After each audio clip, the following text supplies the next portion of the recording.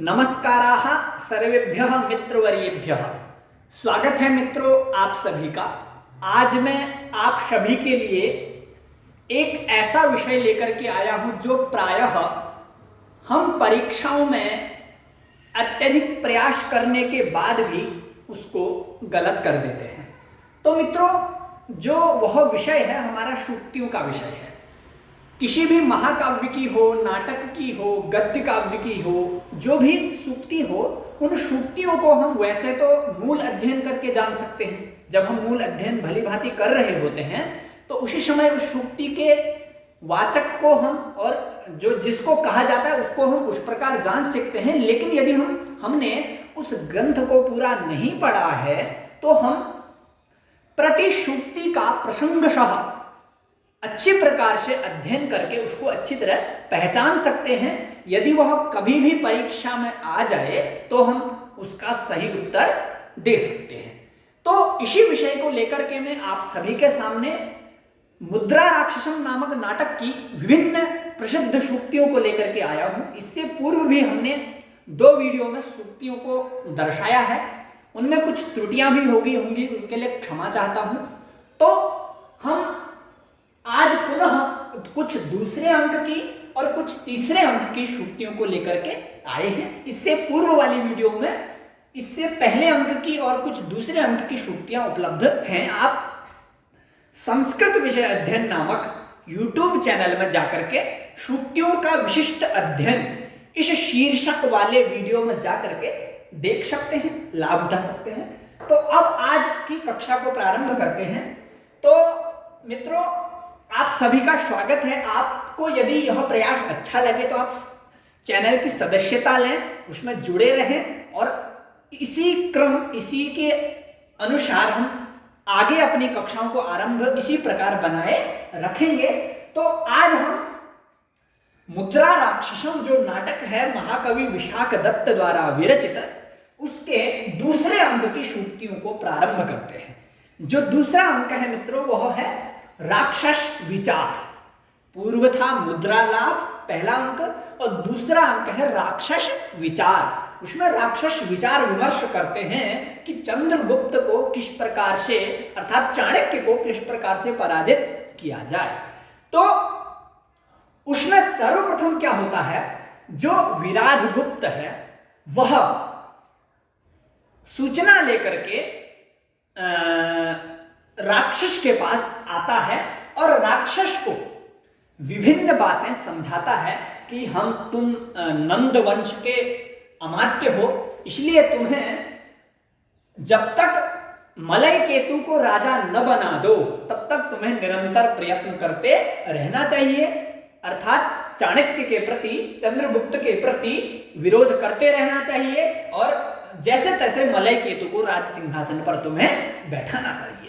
तो कुछ समय के लिए जो राक्षस है वह थोड़ा पीछे हटता है।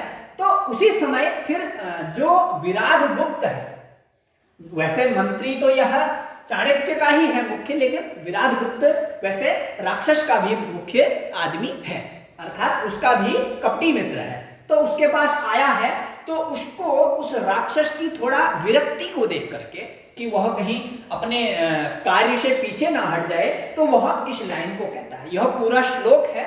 श्लोक का मुख्य जो वाक्य है यह है, किम शेषस्य भरव्यथान वपुषी क्ष्मान क्षपत्तेस यत्। इससे पहले जो एक श्लोक आता है उसी अंक में, तो इससे पहले वो वाला है प्रारभ्यते विघ्न भयेन नित्यैहि, इस वाला इस प्रकार का कोई यह श्लोक है। तो उसके बाद वाला यह श्लोक है। तो वह क्या कहता है कि किम शेषस्य भरव्यथा न, कहता है कि क्या शेषस्य जो शेषनाग हैं जिन्होंने पृथ्वी को धारण किया है, उन शेषनाग के भार से व्यथा न वपुसी, उस भार से व्यथा माने कष्ट, न माने नहीं, वपुसी माने शरीर में नहीं होती। ठीक है, कह रहे हैं कि जब शेषनाग ने पृथ्वी को अपने सिर में उठा रखा है तो उस भार से, पृथ्वी के भार से उसके शरीर में कोई कष्ट नहीं होता है क्या, जो क्षमा न क्षपत्ति यस, यत यत जो क्षमाम न क्षिपति, जो क्षमाम पृथ्वी, जो पृथ्वी को नहीं छोड़ता है।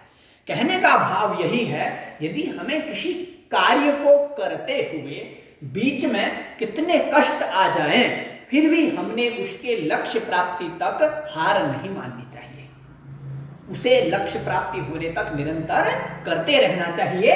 वही इस वाक्य के माध्यम से विराट गुप्त अमात्य राक्षस को समझा रहे हैं कि कह रहे हैं जिस प्रकार की सांप जो शेषनाग है वो पृथ्वी को नहीं छोड़ते हैं, क्योंकि उनका कर्तव्य है पृथ्वी को धारण करे रहना, तो वो तब भी नहीं छोड़ते हैं, उनको भार होता है तब भी नहीं छोड़ते हैं वो, तो इसलिए वो भी कहते हैं कि तुम भी जब तक तुम्हारा कार्य सिद्ध ना हो जाए हार को मत छोड़ना, हार मत मानना, तुम भी अपने कार्य में निरंतर बने रहो। ऐसा राक्षस के प्रति विराट गुप्त कहता है, इतना हमें ध्यान में रखना है। अब जो दूसरा वाक्य है वो है राक्षस के द्वारा कहा गया है, वो कहता है ननु अयुक्त तरह सुहृद विद्रोह, ननु अयुक्त तरह सुहृद विद्रोह। यह क्यों कहता है वो राक्षस? जब विराट गुप्त चाणक्य की बातों को बताता है कि जब चंदन दास से चाणक्य बातें कर रहे थे, कह रहे थे कि तुमने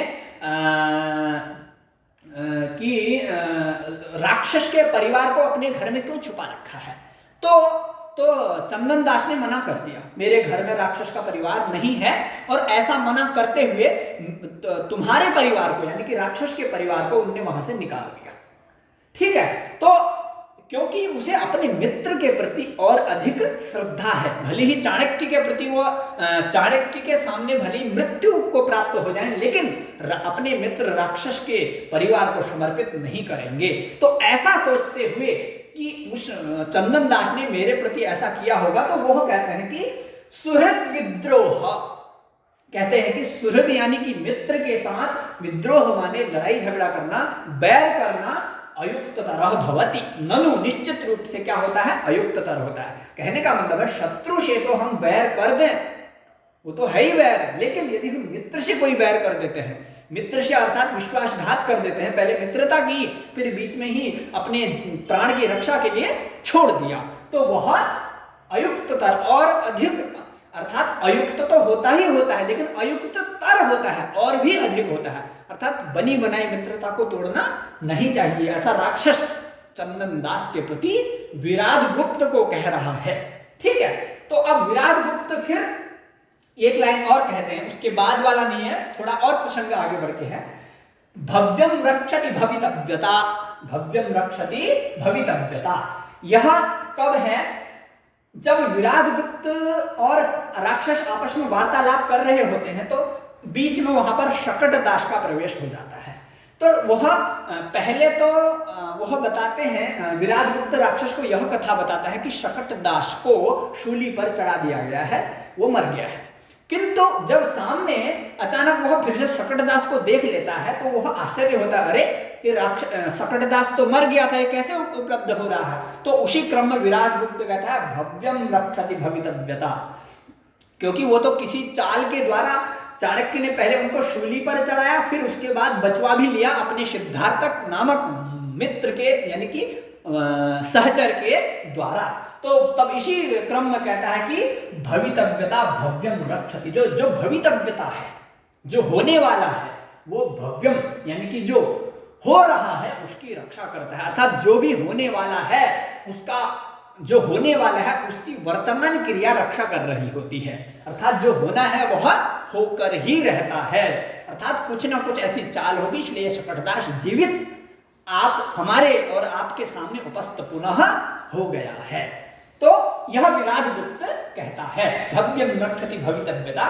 इसी प्रकार महाकवि कालिदास के नाटक अभिज्ञान शाकुंतलम में भी यह इस प्रकार का वाक्य प्राप्त होता है, अथवा भवितव्यानाम द्वाराणि भवन्ति सर्वत्र। तो इन्होंने भी उसी का अनुकरण किया है। फिर एक चौथी सूक्ति है मित्रों, इसको पढ़ते हैं। अमंत्रौषधि कुशलो व्यानग्राही मत्त मतंगजारोही लब्धाधिकारो जितकाशी राजसेवक इत्तेते त्रयोपि अवश्यम विनाशम अनुभवन्ति। मित्रों आप ध्यान रखें इससे भी बड़े बड़े वाक्यों को परीक्षाओं में पूछा जा सकता है, हम वहां पर हार ना माने, उनको समझें। यह जो सूक्ति है यह दूसरे अंक के आरंभ में ही है। दूसरा अंक जब प्रारंभ होता है, एक श्लोक आता है विराट गुप्त के मुख से, फिर उसके बाद यह श्लोक इस वाक्य को वह बोलता है। वह इस वाक्य को क्यों बोलता है तो जानते हैं। वह कहता है कि अमंत्रोषधि कुशलो व्यालग्राही, अर्थात मंत्र और औषधि में जो अकुशल है, अर्थात मंत्र की विद्या को और औषधि को विद्या को जो नहीं जानता है, इस प्रकार का सर्प को पालने वाला, व्याल माने होता है सर्प, ग्राही माने ग्रहण करने वाला अर्थात पालने वाला, अर्थात उसने सांप को तो पाल रखा है उस व्यक्ति ने, किंतु वह मंत्र और औषधि का प्रयोग नहीं जानता है। ऐसा व्यक्ति, एक व्यक्ति ऐसा होता है जो, ठीक है। और दूसरा कौन होता है, बोला विनाश को प्राप्त होता है, विनाशम अनुभवंती, बोला ना कि विनाश को प्राप्त होते हैं ये तीनों, एक ये। तो एक तो ये वाला जो सर्प को ग्रहण करता है लेकिन मंत्र और औषधि के प्रयोग को नहीं जानता है। दूसरा मत्त मतंग गजारूही, जो मदमस्त अर्थात जो मद से पागल हुआ है, ऐसा गज, ऐसा हाथी, उस पर जो आरोह हुआ है, उस पर जो चढ़ा हुआ है, अर्थात हाथी मदमस्त हो रखा है, इधर उधर उछल कूद कर रहा है, तो उसके ऊपर जो व्यक्ति बैठा हुआ है वो भी विनाश को प्राप्त हो जाता है। और तीसरा बात बोला लब्धा अधिकारो जितकाशी, अर्थात लब्धा अधिकार येन, जिसने अधिकार को प्राप्त कर लिया है, और जितकाशी, जितकाशी मतलब जिसने अपने अभिमान को भी मानो अपने पास ही रखा है, अर्थात अधिकारों को प्राप्त करने के बाद जो अभिमानी हो गया है, अभिमान को जीत लिया है जिसने, ऐसा राजसेवक, इस प्रकार का राजसेवक, अधिकार प्राप्त हो गया है और अपने और फिर अभिमान भी उसको हो गया है, इस प्रकार का राजसेवक, इति एते, इस प्रकार के एते त्रयः, त्रयोपि, इस प्रकार के ये तीनों लोग विनाशम अनुभवंती, इस प्रकार के ये तीनों लोग विनाश को प्राप्त होते हैं। तो इतना हम अच्छी प्रकार से ध्यान रखें। यह विराट गुप्त यानी कि जो आहितुंडिक जो सपेरा है वह इस वाक्य को कहता है। मित्रों, तो जो द्वितीय अंक है राक्षस विचार, उसमें इतनी ही सूक्तियां हैं, आप सभी इनको अच्छी प्रकार से जाने, मस्तिष्क में बैठाएं, ठीक है। तो अब हम तृतीय अंक से प्रारंभ करते हुए दो सूक्तियां आप सभी के सामने उपस्थित करेंगे और इससे अगले वीडियो में आगे की सूक्तियां लाएंगे। तृतीय अंक बहुत महत्वपूर्ण है इसका, उसमें बहुत सारी सूक्तियां हैं जो अगले वीडियो में आप सभी के सामने मैं उपस्थित करूंगा। तो आज प्रारंभ की दो सूक्तियां देख लेते हैं। जो तीसरा अंक है मित्रों, उस अंक का नाम है कृतक कलह। कृतक कलह कहने का मतलब है, कलह माने होता है लड़ाई झगड़ा अर्थात विवाद, और कृतक माने होता है बनावटी, जो स्वयं निर्मित किया गया हो, खाली दिखावा करने के लिए किया गया हो, इस प्रकार का विवाद। तो वहां पर चंद्रगुप्त और जो चाणक्य का जो आपसी विवाद होता है वो बनावटी है, खाली लोगों को दिखाने के लिए। तो इसलिए उस अंक का नाम कृतक कलह पड़ा है, आप सभी अच्छी प्रकार से जानें। तो जब तृतीय अंक प्रारंभ होता है, कंचुकीय का प्रवेश होता है, तो कंचुकीय वहां पर जब राजा बन जाता है चंद्रगुप्ती, तो उसकी प्रसन्नता में वहां पर आते हैं और राजा फिर राज सिंहासन पर बैठ जाते हैं चंद्रगुप्त। जब वो बैठते हैं तो उसके बाद वो इन वाक्यों को कहते हैं कि राज्यम ही नाम, यही है राज्यम ही नाम राजधर्मानुवृत्ति परस्य नृपतेर महद अप्रीति स्थानम। ठीक है, वो अपने राज करते हुए जिम्मेदारियों को देखते हुए कि कहते हैं कि जो राजा है ना, उस राजे के लिए जो राज्य है अर्थात राज सिंहासन है वो अप्रीति का स्थान है, वहां कोई आनंद नहीं आता है, वहां बहुत बड़ी बड़ी जिम्मेदारियां होती हैं, बहुत कुछ पालन करना होता है। इसलिए वो क्या बोलता है, राज्यम ही नाम, जो राज्य है वो राज्य नामक, राज्य रूपी जो नाम है वो राजधर्मानुवृत्ति परस्य महते नृपते है। राजधर्म की अनुवृत्ति पर, राजधर्म का अनुसरण करने वाले नृपते है, राजा के लिए महद माने अत्यधिक, अप्रीति माने जहां प्रीति नहीं है, प्रेम नहीं है, अप्रीति स्थानम, इस प्रकार का स्थान होता है। क्या होता है? राज्य। कहने का मतलब है राज्य अत्यधिक दुख का स्थान होता है, अत्यधिक अप्रीति का स्थान होता है। किसके लिए? जो राजधर्म का अनुकरण कर रहा हो ऐसे राजा के लिए, ऐसा वह बोलता है। अर्थात उसके जीवन में प्रेम करने का समय नहीं रहता है, वह हमेशा राजकीय कार्यों में ही व्यस्त रहता है, इसलिए वह प्रेम नहीं कर पाता, प्रेम की अनुभूति नहीं कर पाता वह राजा। ठीक है, तो इस प्रकार से वह बोलते हैं। फिर उसके बाद एक श्लोक बोलते हैं, तो उस श्लोक का एक चौथी लाइन है, परायत्तः प्रीतेः कथमिव रसं वेत्तु पुरुषः। तो वह जब वहां पर राज सिंहासन को सजाने की बात की जाती है कि राज सिंहासन को सजाया जाए, नगर में खुशियां मनाई जाए, तो किंतु राजा कहता है मैं कैसे खुशी मनाऊं, मैं तो परायत्त हूं।